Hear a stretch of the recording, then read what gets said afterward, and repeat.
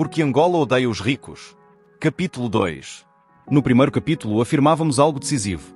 A Angola independente adotou uma ideologia político-económica de matriz marxista-leninista. Suas consequências se sentem da atual administração estatal.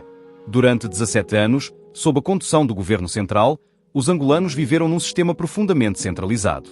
O Estado não apenas governava, mas pretendia pensar a economia por todos, decidir por todos, organizar por todos. Ao angolano comum eram-lhe contados os gramas que deveria comer por dia sem mais nem menos. As chamadas lojas do povo serviam a censurar e sensibilizar a isto. A promessa era ordem. A promessa era igualdade. A promessa era justiça social. Mas a prática revelou outra coisa. A economia herdada do período colonial foi sendo desestruturada. Os mecanismos de produção enfraqueceram. A capacidade interna de gerar riqueza reduziu-se drasticamente. E, pouco a pouco, instalou-se uma dependência. Importamos quase tudo. Formou-se uma mentalidade. A ideia de que o Estado é um Deus providente. Que, mais cedo ou mais tarde, virá resolver os problemas individuais. Ora, isso tem consequências. Os atuais governantes continuam a reforçar essa lógica. O Estado tornou-se o maior empregador do país.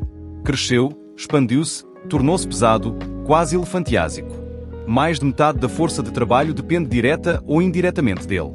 Criou empresários pré-vendarios, formados de coluio com os governantes. Uma máquina pesada demais. E aqui está o ponto crítico. Um Estado que emprega demais, produz de menos. E onde não há produção real, não há criação de riqueza sustentável. Há apenas redistribuição de escassez. Portanto, o problema não é apenas económico. É estrutural. E é também mental. Enquanto se esperar tudo do Estado, pouco se construirá fora dele. E sem um tecido produtivo vivo, nenhuma nação prospera. Por isso, no próximo passo, mudamos de foco. Vamos falar do mercado. Não como inimigo, mas como espaço de liberdade da ação humana. Como lugar onde o indivíduo decide, arrisca, cria, troca e, ao fazê-lo, constrói. Porque Angola odeia os ricos. Capítulo 2. O mercado. O mercado não é uma entidade abstrata nem uma conspiração. O mercado é o resultado de milhões de ações individuais, de milhões de decisões concretas tomadas por pessoas que procuram melhorar a sua própria situação.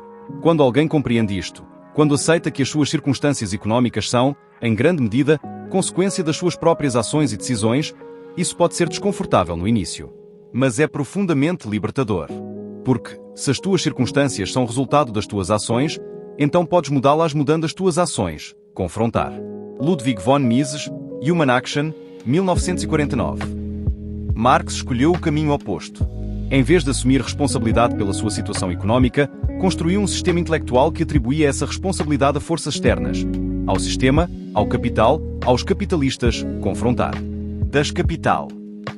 E aqui está uma das armadilhas mentais mais perigosas. Enquanto alguém acredita que a sua situação é culpa dos outros, continuará à espera que outros a resolvam. E enquanto espera, a vida passa. A relação Marx-Engels, uma ironia histórica. A história torna-se particularmente reveladora quando olhamos para a relação entre Karl Marx e Friedrich Engels. Engels era empresário. Tinha ligação direta a fábricas em Manchester, o coração da Revolução Industrial. Na linguagem de Marx, ele era um capitalista típico. E, no entanto, foi precisamente esse capitalista que sustentou Marx durante grande parte da sua vida adulta. Não se trata de ajuda ocasional entre amigos. Trata-se de transferências regulares, sistemáticas, durante décadas. Isto revela algo profundo. O pensamento que prometia libertar os trabalhadores da exploração capitalista foi, na prática, financiado pelos rendimentos do próprio capitalismo industrial. As ideias que afirmavam que o trabalho é a única fonte de valor foram escritas por alguém que vivia, de facto, do rendimento gerado pelo trabalho de outros. Não há forma suave de dizer isto. É um dado histórico. Porque Angola odeia os ricos. Capítulo 2. Dependência económica e produção teórica.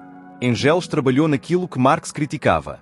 Na empresa, na fábrica, na organização capitalista. E foi esse trabalho que permitiu a Marx passar anos na biblioteca do Museu Britânico escrever.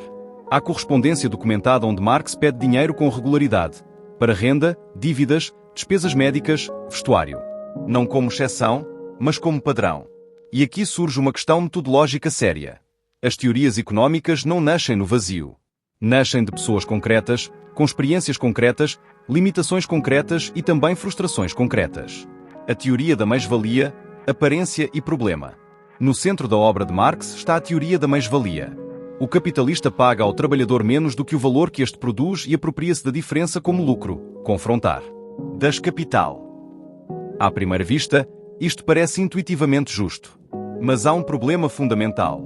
Quem já tentou construir um negócio, gerir uma empresa ou investir capital percebe imediatamente que o capitalista não se limita a apropriar-se do trabalho alheio. Ele contribui com elementos essenciais. Capital organização, capital e produtividade. O ponto cego de Marx.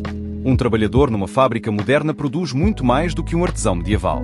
Não porque seja mais inteligente, mas porque tem acesso a ferramentas, máquinas, sistemas produtivos, redes de distribuição. Tudo isso resulta de capital acumulado, isto é, poupança e investimento ao longo do tempo. O capital não é apenas trabalho acumulado, como Marx sugeria. É conhecimento aplicado, previsão e renúncia ao consumo presente para gerar produção futura. Porque Angola odeia os ricos. Capítulo 2. Exemplo fundamental, estrutura económica básica. Imagina um homem sozinho na floresta. Ele trabalha intensamente.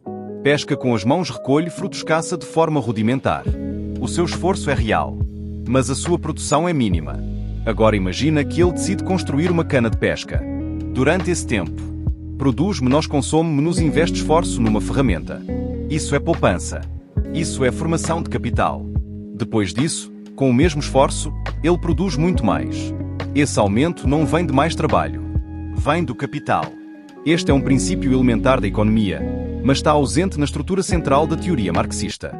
Responsabilidade e ação humana. Aqui entra um ponto mais profundo. Na economia entendida como ciência da ação humana, cada indivíduo é agente das suas escolhas e sofre as suas consequências. A incapacidade de assumir responsabilidade e a tendência para atribuir sempre a culpa ao sistema tem consequências reais. Impede a aprendizagem, bloqueia a adaptação, destrói capacidade de construção. Construir riqueza exige exatamente o contrário. Teoria sem prática.